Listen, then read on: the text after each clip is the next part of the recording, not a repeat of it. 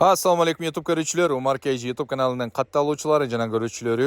Баткен областынын Лейлек районунун Разаков шаарынан мына ушундай болгон 10 айлык кооз кочкорлор сатууга чыкты туугандар. Видеого жаштап маанилүү назар салып туруңуздар. Ээсинин берген маалыматы боюнча сиздерге толуктап маалыматтарды жеткирели.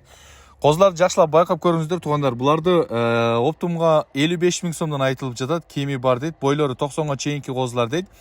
Сынын сыпатын өзүңүздөр кулак баштарын, дене мүчөлөрүн көрүп турасыздар. Ар бирин тартып жөнөт десеңиздер, сиздер үчүн баардыгын тартып көрсөтүшкө да мүмкүнчүлүк бар туугандар. Жаштап байкап көрүңүздөр. Коз кочкорлор чалып байланышсаңыздар, ээси сиздерге толук маалыматтарды берет. Бойлору 90га чейин деп айтты. Жогоруда эгерде бөлүп сүйлөшө турган болсок, анда плюс же минусун сүйлөшөбүз дейт туугандар. Же арзаныраак, же бир аз кымбатыраак болушу мүмкүн, сүйлөшөбүз дейт туугандар. Жаштап байкап көрүңүздөр. Эгерде көңүлүңүздөргө макул келген болсо, Исфана жерине барып, жеринен содалашып алсаңыздар, андан жакшы болот. Андай мүмкүнчүлүгүңүздөр жок болсо, анда видеобуздан чалып, содалашып, ар бирини жеке да сүйлөшсөңүздөр болот. Ээсине байланышыңыздар, сиздерге толук маалыматтарды берет туугандар.